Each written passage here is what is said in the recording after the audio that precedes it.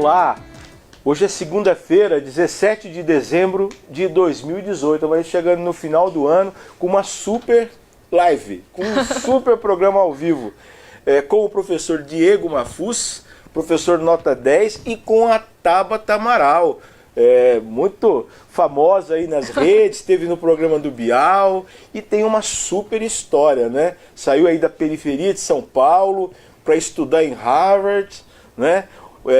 Criou um movimento aí em favor da educação e elegeu-se deputada federal em outubro, no último dia 3, com uma votação expressiva, 264.450 votos. É voto para dedéu, a 6ª deputada federal mais votada do estado de São Paulo. Bom dia, Tabata, bom dia, professor Diego, tudo bem? Pessoal. Nosso tema aqui é educação. Tabata, o que você pretende fazer lá no Congresso Nacional para melhorar a educação pública brasileira? Eu quero só começar agradecendo pela oportunidade, agradecer o Diário e também por me proporcionar conhecer o professor Diego, que eu admiro há muito tempo e estava tentando falar com ele há um tempão, então adorei a oportunidade que a gente está tendo. E acho que para o próximo ano, um desafio que eu vou ter muito grande nos próximos 4 anos é realmente ir além dessa polarização toda. E além desse discurso de ódio, além dessa divisão, e falar de coisas que importam para a educação, mas que importam tanto que não são nem de esquerda nem de direita, porque é terra de ninguém está olhando para essas questões. Então, dando um exemplo que para mim é muito importante, a gente tem o Fundeb, que é o fundo que financia a educação básica no Brasil, é o mais importante e ele vence agora em 2020. E a gente não vê as pessoas falando sobre isso ainda. Então, uma preocupação minha no próximo ano muito grande vai ser, primeiro, falar de um tema que não é polêmico, que geralmente não vai para o jornal, espero que vocês falem disso, mas falar, gente, sem esse financiamento não vai acontecer educação em nenhuma cidade, principalmente nas menores. E aí conseguir pensar um financiamento que é mais redistributivo, um financiamento que garante resultado, que espalha boas práticas Brasil afora. Então eu olho muito como oportunidade de falar sobre coisas que importam demais na educação, valorização dos professores, como que a gente implementa a reforma do ensino médio conversando com as pessoas, mas que infelizmente ainda não são os temas que ficam assim, mais calorosos, mais em voga. Perfeito. Professor Diego, Tabata, você deve conhecer um pouco da história dele. Conheço e admiro muito. Quer dizer, ele transforma uma escola que está na periferia de Rio Preto, com uma população sem recursos, né, com pobre, né, e você conseguiu realizar um trabalho lá que te deu aí prêmios internacionais, né? Que sugestões você daria para a Tabata? Que exemplos que você passaria para a Tabata para ela tentar replicar Brasil afora? E mais que isso, o que você pediria para ela como deputada? Primeiramente, bom dia a todos. Eu também assim, tive essa oportunidade de representar o nosso país lá fora, né? E demonstrar que a nossa educação, apesar das dificuldades, ela tem coisas boas sim e ela é transformadora de pessoas. Também estou muito contente de estar com a Tabata, né, que teve uma votação expressiva, irá nos representar, ela também defende essa bandeira das questões educacionais. Então para mim é uma honra também tê-la aqui do meu lado e agradeço o convite. E isso me remete a uma pergunta que eu tive que apresentar uma palestra lá em Dubai. E o meu tema era como será a educação pública do Brasil no ano de 2030. E eu tinha que levar essa resposta, porque as pessoas iam me perguntar, né? Então, antes eles mandaram material para mim perguntando assim, um questionário. Será que não haverá mais professores na sala? Será que será trocado por computadores, máquinas? Como será a educação pública brasileira em 2030? E eu cheguei à seguinte conclusão, né? Eu esbocei lá o projeto que foi feito na escola Darcy Ribeiro, levei há poucos dias ele para a Colômbia também, me encontrei lá com a ministra da Educação, e eu respondi a seguinte pergunta, essa pergunta para eles da seguinte maneira. Eu disse que se nós, né, não tivermos assim, como prioridade 3 pontos essenciais na educação, em 2030, nós vamos estar repensando como será a educação do Brasil em 2040, 50 e assim por diante. O que eu destaquei lá? Se não houver mesmo essa questão de investimentos na formação do professor, né? e principalmente daqueles que estão ali no chão da escola pública, que conhecem a realidade e as dificuldades. E além disso também, nós não tivermos, né, as questões de investimentos públicos voltados para a educação, para quem está ali na educação pública, e nós não começarmos a investir desde ali da educação infantil, porque, por exemplo, eu tenho alunos ali na escola que chegam no 6º ano sem ser alfabetizado. Então, se o investimento começar lá na educação infantil, a gente vai estar discutindo esse mesmo tema, porque hoje em dia, o que era o segredo ali da escola Darcy Ribeiro? Ela tornou ela atrativa para os alunos. Os alunos gostavam de ir na escola. Hoje em dia não se dá mais para fazer uma escola com lozes mais. A escola tem que ser além disso. Então eu respondi, se não começar a investir, se nós não tivermos o investimento na formação docente, começar um trabalho de investimento também desde da educação infantil, que eu considero uma das etapas mais importantes que nós temos.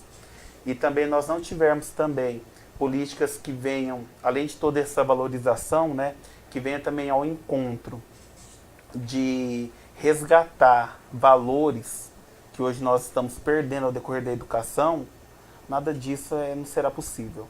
Então o professor, o educador, ele é um agente de transformação, mas a formação hoje em dia não prepara diretamente para a escola como ela é hoje. E sim, a gente está fazendo uma escola do século passado, tentando fazer ela no século XXI. A educação está muito estagnada. Tabata, o que você acha que pode ser feito a curtíssimo prazo para transformar essa realidade que ele descreve? A curtíssimo prazo vai dar um trabalhão, mas tem duas coisas que ele falou que me chamaram muita atenção.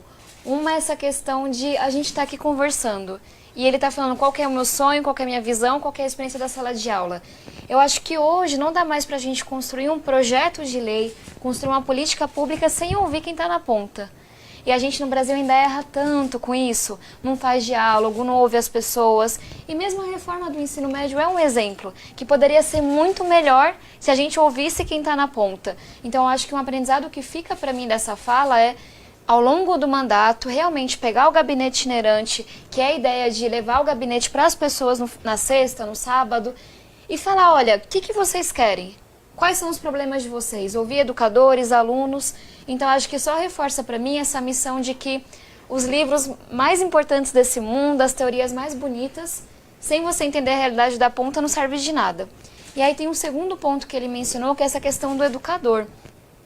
E todo mundo fala, né? Tem que investir em professor, tem que valorizar mais a carreira. Só que eu acho que ninguém entendeu a urgência disso. Meu irmão saiu de uma escola estadual de São Paulo, que teoricamente tem mais recurso, sem uma aula de química, saindo no intervalo quase todos os dias. Hoje já falta professor.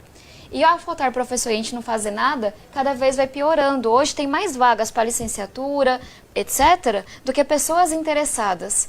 E geralmente quem quer ser professor não são os alunos com as melhores notas no Enem. Então, pensa na empresa de vocês. Se a gente tem uma empresa, tem um empreendimento e não consegue preencher uma vaga com as melhores pessoas e não consegue preencher a vaga de jeito nenhum, você vai mudar aquela carreira. Você vai mudar o treinamento, a formação, você vai melhorar o salário. É hipocrisia falar disso sem falar de salário de professor. Você vai mudar uma série de questões. E aí uma grande briga é sim na questão da formação inicial, porque o Brasil tem uma das maiores porcentagens de parte teórica, formação teórica, dentro da formação docente comparando com o mundo inteiro. A teoria é importante, mas um médico, um engenheiro, toda pessoa que trabalha com pessoas assim na prática, tem que treinar isso.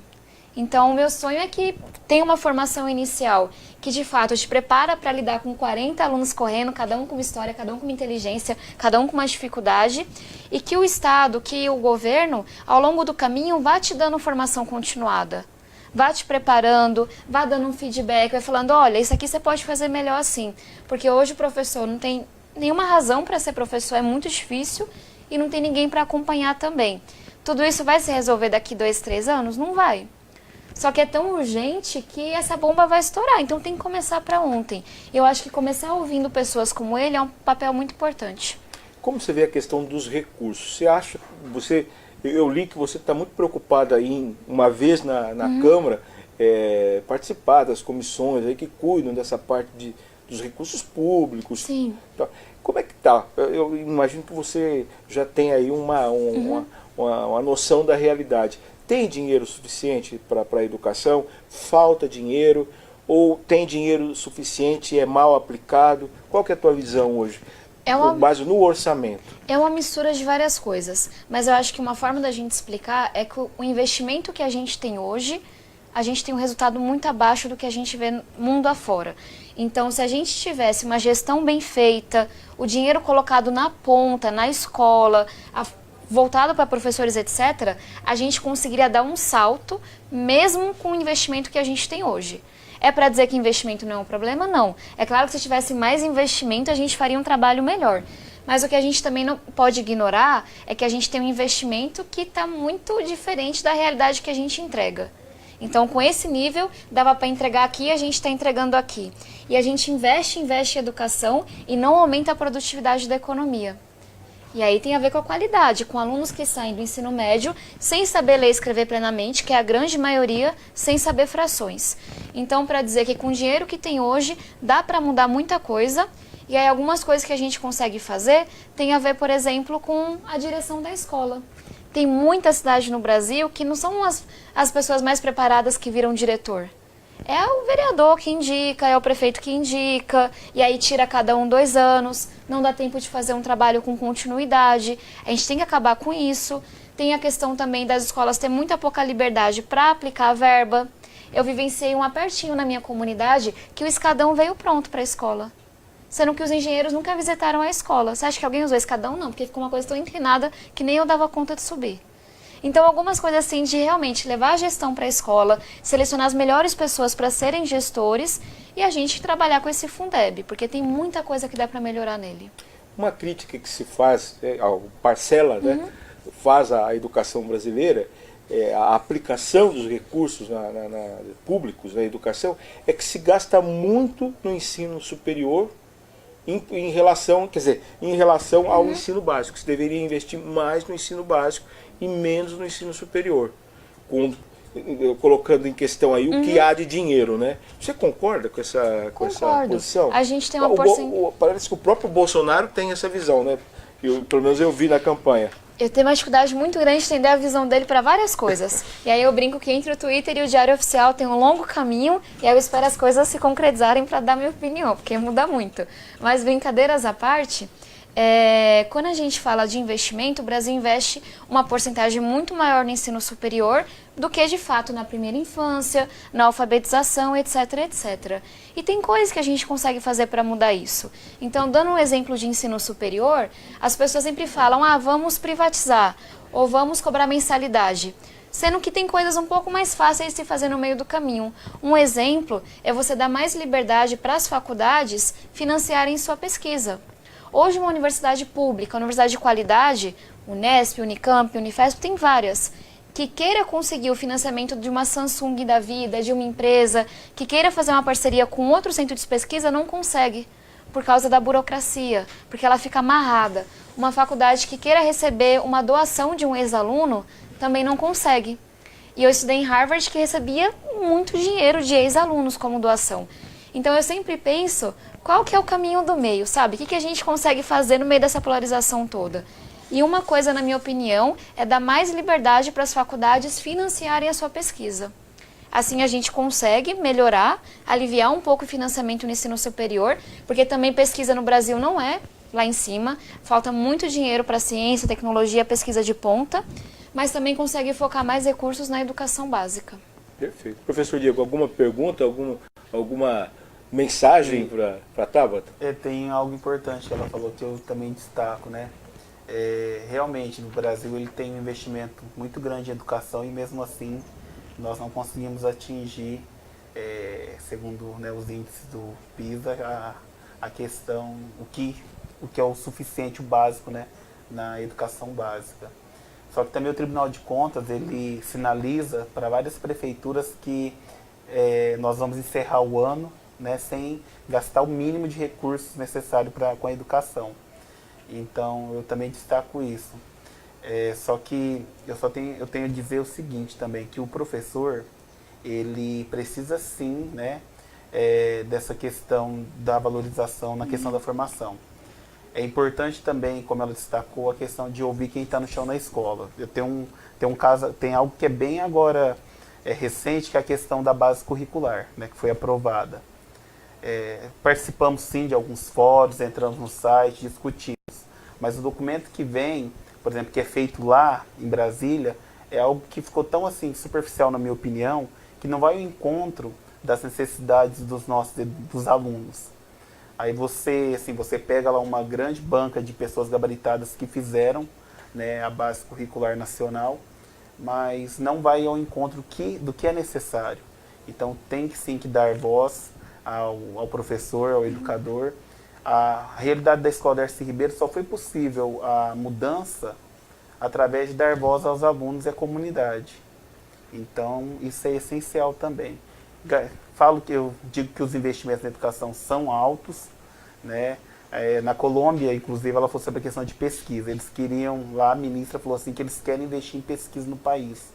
Tem até uma proposta de fazer intercâmbio com os professores daqui para ver como que são os nossos trabalhos de pesquisa.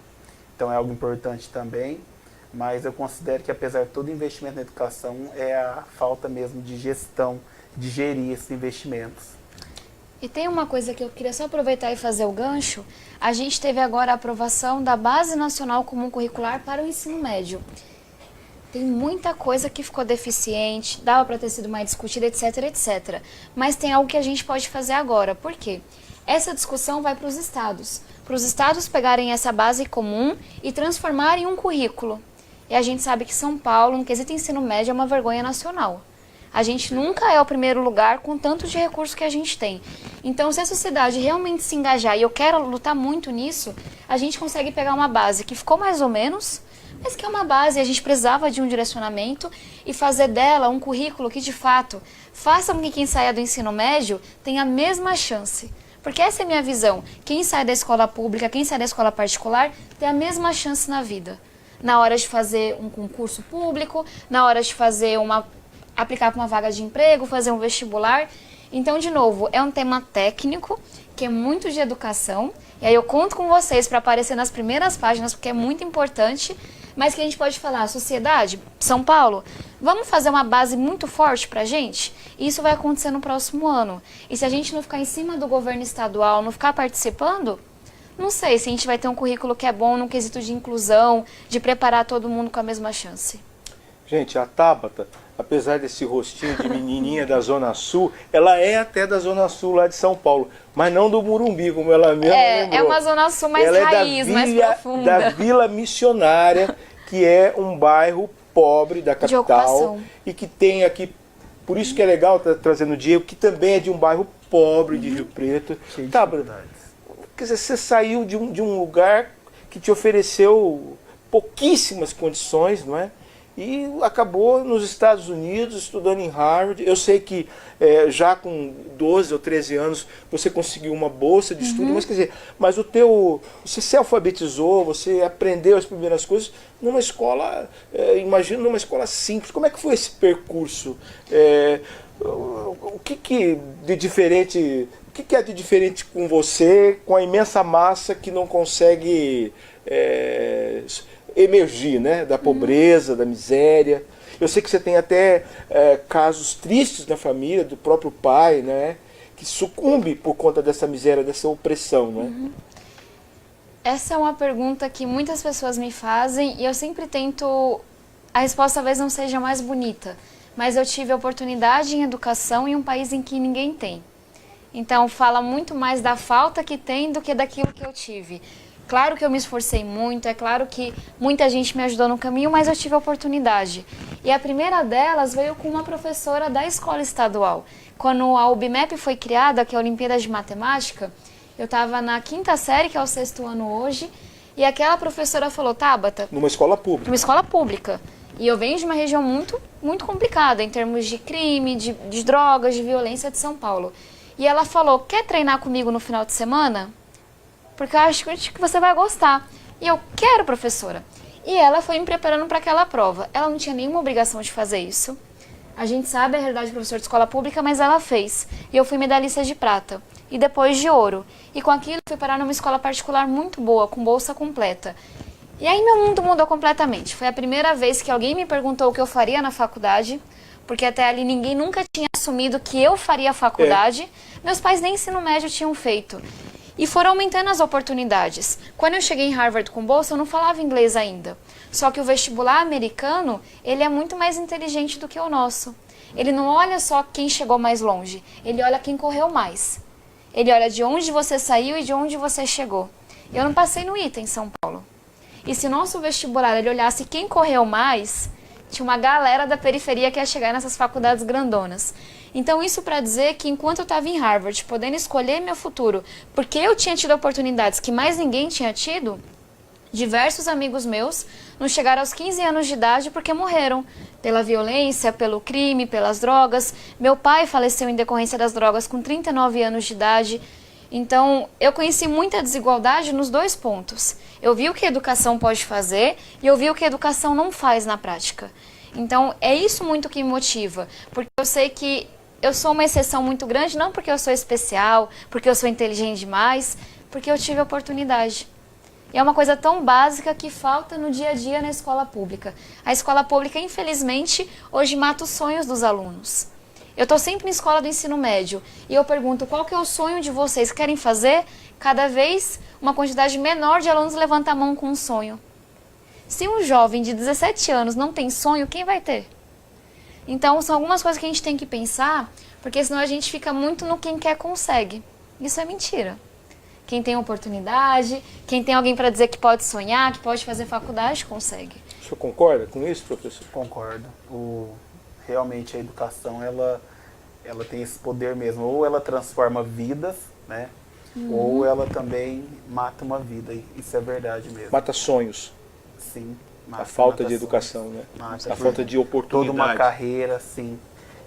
Tanto que hoje em dia nós vemos que a carreira de licenciatura para formar professores ninguém quer ser mais, né? Porque ela perdeu o prestígio. Mas também nós temos sim bons profissionais que incentivam, procuram sim despertar o interesse em na alunos, escola pública. Na escola pública. Mas também nós temos outros, né, que se acomodam, observam os obstáculos, as dificuldades, acabam meramente cumprindo o horário, não faz a diferença na vida das pessoas que a educação tem esse poder, e isso acaba matando sonhos mesmo. Acaba deixando aquele aluno que tem tanto potencial, que precisa ouvir. Eu também tive um grande exemplo, né? Eu me apaixonei por uma professora, né? E através dela eu me apaixonei pela educação. Eu comecei a alfabetizar crianças aqui em Rio Preto. Foi que eu descobri a paixão pela educação. E ela me incentivar, me ajudar a demonstrar o tanto que era importante fazer com que aquelas crianças estivessem lendo e escrevendo, isso me fez apaixonar. Então o educador ele tem em mãos, ou ele mata os sonhos, ou ele incentiva e faz com que as pessoas possam transformar as suas condições de vida. O Santo Antônio é um bairro difícil também, tem toda essa questão que ela disse também, mas ali a gente tenta sempre a gente tem em mente que a missão é transformar vidas ali. Fazer com que eles sonhem, né? A gente até montou no começo do projeto um varal dos sonhos. E os alunos e as famílias poderiam colocar os sonhos que eles tinham em relação à vida pessoal, à educação, à escola. E isso foi a base também do projeto, fazer esse varal de sonhos. Isso é muito importante também. Tabata, que políticas você acha que o governo brasileiro deveria adotar justamente para prestigiar isso que você falou agora há pouco, de prestigiar esse aluno que correu muito, né? Que sai de uma condição ruim e consegue se desenvolver e tal, mas bate no muro a hora que chega ali no final do ensino médio. O que é possível fazer? Ou antes mesmo do ensino médio. Antes, aham. Que a gente, uma coisa que se fala muito, mas que se faz pouco no Brasil, é esse ensino médio profissionalizante, que poderia se investir mais. Não sei se você concorda com isso. Sim. Falando um pouco... Mas a pergunta é aquela, o que é possível fazer para prestigiar esse aluno? Falar bem rapidamente dos Sim. pontos do ensino, porque não dá para falar só do ensino médio. Tem um estudo que mostrou que com 1 ano de idade, uma criança que mora na periferia, exposta a droga, a violência, e uma criança que mora num bairro bacana, com os pais que leem, etc., elas fazem um número de conexões diferentes na cabeça. Tipo, a desigualdade é nesse nível. Elas sabem um número diferente de palavras. Se com 1 ano a competição já é tão desigual, imaginem vocês com 18. Então a gente tem que ter um plano de primeira infância. E mesmo a gente fala, poxa, tem mais creches hoje. Vai ver onde estão as creches. Não é nas periferias mais perigosas, mais pesadas. E geralmente quem consegue vaga é uma mãe que tem acesso à informação, que entra com uma ação judicial. Então a gente tem que inverter um pouco a lógica. E entender que às vezes não é nem creche a melhor solução, mas é alguém do governo que acompanha, que fala para a mãe, conversa com a criança na barriga que isso tem efeito. Lê para a criança, abraça a criança, que isso aumenta a saúde dela mental, etc. Então tem muita coisa que a gente tem que apoiar essas mães, ainda mais em um país que tem tanta gravidez na adolescência, para falar, olha, esses primeiros anos são muito importantes. E aí quando a gente fala do ensino fundamental, a gente é muito 8 ou 80 no Brasil. Ou a gente aprova todo mundo, ou a gente reprova geral, colocando reforço no final do ano. Tem uma coisa que o Ceará fez que me inspira muito, que é você ter um reforço desde o primeiro bimestre. Você viu que a criança está com dificuldade, não está no mesmo ritmo, você coloca um professor dedicado a ela no contraturno. Se não der jeito, não for suficiente, coloca no turno inteiro. Então essa preocupação de buscar o menino, como eles falam na casa, com a motocicleta, de colocar o reforço desde o começo do ano, é falar, olha, eu não estou contente com quem quer consegue, salve-se quem puder, eu vou atrás de cada um.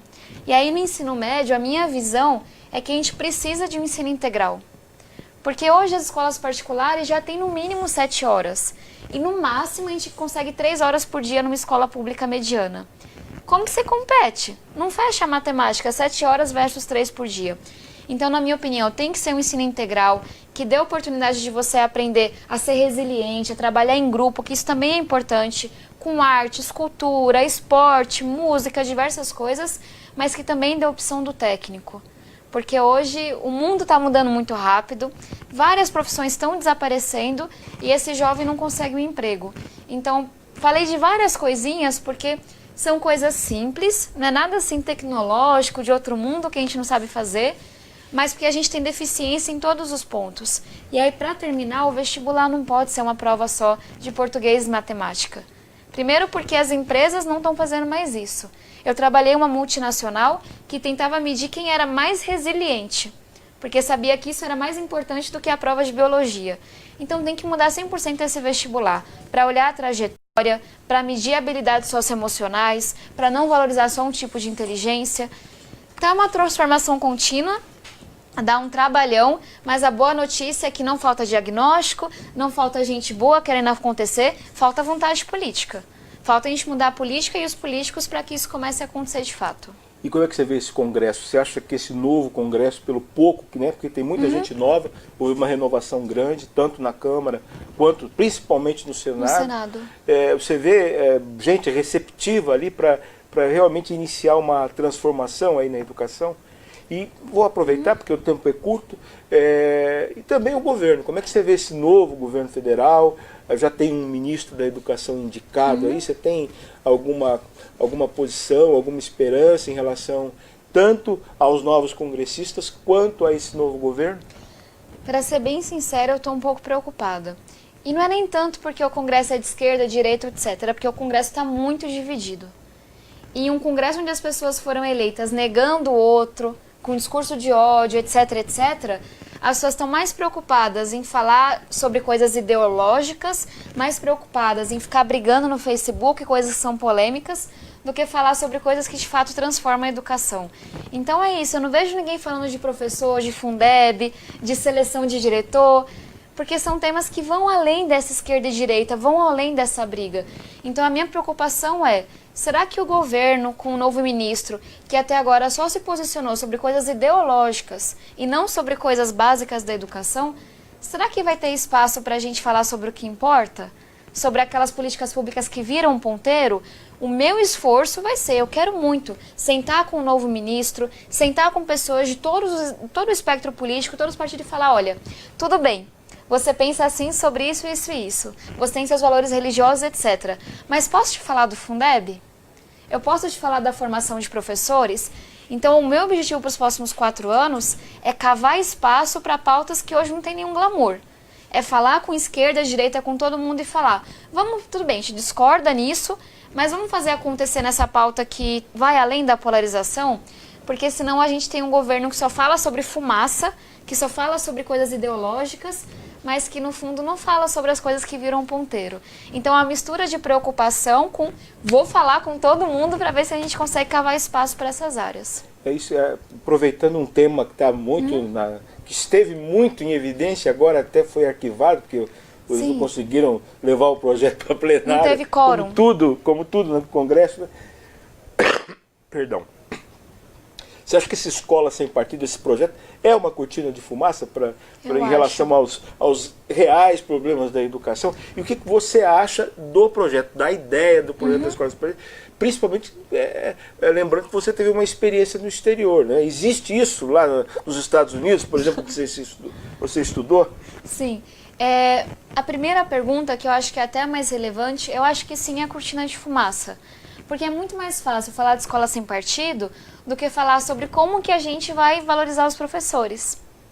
Né? Você tem o seu posicionamento no Facebook, mas não faz nada de fato. Então, é exatamente essa a minha preocupação. A gente ficar se dividindo pela escola sem partido, que, para ser bem sincera, não alfabetiza ninguém, não muda nenhuma estatística e não falar sobre o que importa. Agora, sobre o projeto em si, ele é inconstitucional. Então, não sei nem quanto que vale a gente falar sobre ele, porque com certeza o STF iria barrar se não tivesse sido arquivado, com certeza ele não anda porque não faz nenhum sentido. Ele vai contra os valores da Constituição. E eu sinceramente acho liberdade de expressão, autonomia da docência, da gestão escolar.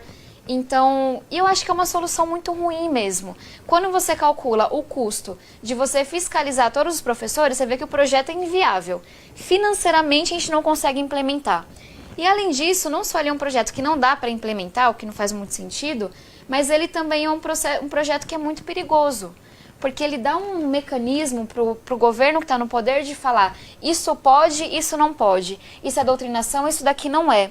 Se a gente tem um governo de extrema esquerda e extrema direita, porque para mim os dois extremos são ruins, imagina o perigo que é o governo podendo perseguir professor porque o professor pensa diferente daquele governo que está no poder naquele momento. Então é um instrumento perigoso, autoritário, é um projeto de lei extremamente caro que não dá para implementar e realmente desvia a atenção do que importa.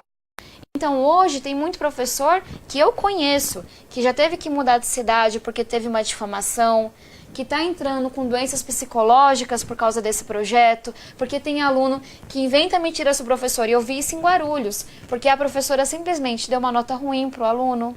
E aí começou uma série de mentiras e difamação sobre a vida pessoal daquela professora. Então ele é muito perigoso, é uma cortina de fumaça. E sinceramente, se a gente quer acabar com doutrinação na escola, não é proibindo o debate, é tendo formação política nas escolas, porque eu acho que é aí que está a solução. A gente tem que ter um momento de falar o que faz um vereador, o que faz um deputado, o que pensam os partidos, onde que você encontra essa informação, como funcionam as eleições, porque essa é a pior doutrinação. É você fazer com que a população inteira não tenha ideia de como funciona a política e possa ser manipulada. Então, um bocado de razão, só porque eu acho que é uma péssima ideia e me preocupa que a gente fale disso e não fale do que importa. E o senhor, professor, o senhor tem uma posição sobre esse projeto também? É a favor, é contra? Sim, eu também acredito que nós temos coisas muito mais relevantes para se discutir e debater na educação, e foi dado um foco muito grande para essa questão, para atender os interesses de uma minoria. E tem um perigo, né? Porque nós, dependendo do governo, sendo extrema esquerda ou direita, como ela disse, o que pode acontecer com o futuro da nossa educação. Ele é inconstitucional, então fiquei muito feliz também que ele já foi um projeto que ele não foi votado nem aprovado, foi arquivado. Então, tenho certeza que para um país que preza tanto a democracia, eu penso que nós estaríamos andando na contramão com todos os valores que nós construímos na educação até hoje. Então, eu penso que nós temos uma pauta muito mais relevante para se discutir e perde-se tempo com algo que tira. O professor já tem essa dificuldade de tornar a escola atrativa. Nós temos essa dificuldade, porque para nós é entregue uma lousa, um giz e acha-se que com um giz nós vamos fazer a revolução da educação. Então a gente não tem recurso para tornar a escola atrativa, a gente se vira com o que tem e busca parcerias, igual a nossa escola. Nós conseguimos agora revitalizar o nosso laboratório de informática, através de uma parceria, inaugurar a nossa rádio escolar, que era um sonho da escola há anos já e dos alunos. Então perde-se muito tempo em algo que não tem nenhum fundamento, nenhum amparo, né, constitucional, para se desviar o foco do que realmente é importante. A partir do momento que nós tivermos uma pessoa, né, já fiquei encantado com as palavras que ela disse, é uma pessoa que demonstra que tem pulso, e além de ter pulso, é um pulso firme, que vai, no momento da discussão, na hora que um projeto como esse tentar entrar ali na pauta, tenho certeza que ela será uma das primeiras que vai falar, mas a gente está discutindo isso, mas nós temos essas e essas prioridades para a educação, desde lá da educação infantil, né, que é também muito importante. Então, fico feliz em ouvi-la, né, e dizer para ela que nós não podemos perder realmente o foco do que é o importante, são os objetivos da educação, que é o aluno estar dentro da escola. Não somente ali dentro, mas ali dentro com qualidade, porque só números também, né, nada disso. Exatamente. É isso aí, gente, muitas questões, muita coisa para conversar aqui. Estamos chegando aí na reta final do programa, até passando do tempo. Mas tem essa questão também, eu acho importante, porque faz parte e inflama opiniões até hoje, a questão das cotas. Você concorda com elas? Acha que elas deveriam ser ampliadas para além da questão de raça? Acho que é importante dizer de onde que eu estou falando. Eu participei de um vestibular americano que não olhava só quem chegou mais longe, que olhava quem correu mais, que considerava quem teve que trabalhar, e eu trabalho bordando e ajudando com artesanato desde os 7 anos de idade, que olha realmente para a vida da pessoa. Se eu fosse contra as cotas, seria dizer, não, me ajudou, mas eu não quero que ajude mais ninguém. Então eu sou a favor, tanto das cotas sociais como raciais, por algumas razões. Primeiro, porque é uma maneira de você olhar não só quem chegou mais longe, mas quem correu mais. E a gente sabe que alunos de escola pública têm um desempenho inferior na escola particular por coisas que vão muito além do seu esforço. Assim como dentro da escola pública, alunos negros têm um desempenho inferior a alunos brancos por coisas que vão além do esforço. Então, para mim, é uma maneira de mudar um pouco esse vestibular injusto e olhar quem correu mais, e não só quem chegou mais longe. Mas aí eu também acho que em política pública, a gente às vezes desenha uma coisa e tem um impacto completamente diferente do que você imaginava. E aí tem que medir. E quando a gente mede o sistema de cotas, a gente vê que alunos cotistas vão tão bem ou melhor do que alunos não cotistas. O que para mim prova que de fato esse mecanismo ajudou a corrigir um pedaço da injustiça. Então, como é um mecanismo que melhora o vestibular e que faz com que a média das notas naquela faculdade aumentem, para mim, ele faz todo sentido. Ele não pode ser para sempre, porque a mudança real tem que vir na educação básica, mas a partir do momento que a gente conseguir mudar a educação básica, as cotas vão perder sua relevância e vão desaparecer. Então, é um pouco da visão que eu tenho. O senhor concorda? Concordo. A partir do momento que nós tivermos uma educação pública de qualidade, a cota ela será totalmente desnecessária. Não vai fazer sentido nós temos cota, porque nós vamos oferecer uma qualidade de educação tão boa quanto a das instituições particulares, que a gente vai estar ali, ó, de igual para igual na disputa, e elas vão deixar de existir. Posso fazer uma pergunta para Claro. Opa! Eu, assim, a gente deposita como educador muita confiança no seu trabalho, desejo que você faça um excelente trabalho lá, mas você assumiu, né? Agora, já nesse ano de 2019, faltam poucos dias. 1 de fevereiro. Primeiro de fevereiro. Qual será, a minha curiosidade, a primeira ação, além do gabinete itinerante, você falou que eu achei muito bacana também, e espero poder participar também aqui em Rio Preto. Vai ter aqui em Rio Preto. Então pode participar. Somos privilegiados. Qual será a primeira ação voltada para a questão da educação, né? Daqui eu estou defendendo a minha parte, mas assim, por curiosidade, além de investigar toda essa questão do Fundeb, desvios que acontecem, porque eu penso que o sistema de fiscalização é muito falho, ele é mal distribuído. Por exemplo, na escola Darcy Ribeiro, nós recebemos cada parcela lá para uma escola com 1.000 alunos, R$7.000. O que você faz? Tem que envolver a comunidade. Então, assim, e não ficar também só reclamando, que tem muito diretor também, gestor, que é de gabinete.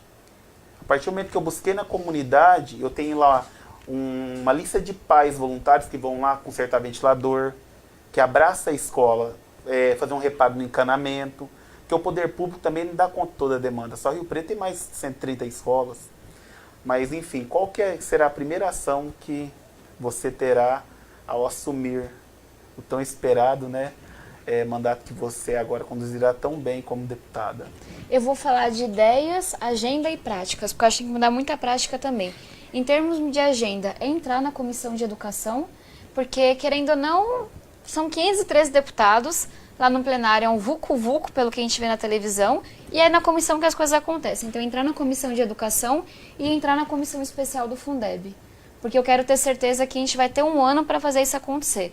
E se minha contribuição nesse ano for o Fundeb, eu já vou ficar muito feliz, porque é uma coisa que, de fato, vai impactar cada escola pública desse Brasil. E aí, quando a gente fala de práticas, eu acho que tem muita coisa que a gente tem que mudar dando um exemplo. Então, por exemplo, a gente está fazendo um processo seletivo para compor as vagas do gabinete. Aí eu posso divulgar? Claro. Talentoscongresso.com é um site, são 3 parlamentares que se uniram para, ao invés de colocar porque fulano indicou, porque não sei o que lá, sem maracutaia. As vagas estão lá com a descrição, as pessoas têm que fazer uma provinha, tem entrevista, tem uma banca, mas para a gente levar as melhores pessoas para o Congresso com a gente tem que pelo menos 1/3 das pessoas serão mulheres e pelo menos 1/3 serão pessoas negras, porque eu acho que a gente tem que empoderar essa diversidade e isso faz com que o time seja muito mais eficiente. Mas eu acho que é super legal, quem estiver buscando emprego para 2019 e queira morar em São Paulo ou em Brasília, é só talentoscongresso.com. Essa é uma inovação, porque eu acho que já começa a mudar um pouco das dinâmicas. Uma outra é que vai ter um aplicativo chamado Poder do Voto, que as pessoas podem baixar e acompanhar todas as minhas votações. E o mais legal é que o aplicativo, se eu penso muito diferente de quem baixou, ele vai falar: a Tabata não está te representando, quer mudar de representante? Então é muito legal, porque ele te provoca a acompanhar um deputado federal que de fato te represente. E aí eu espero que vocês me escolham na hora de baixar o aplicativo, é importante.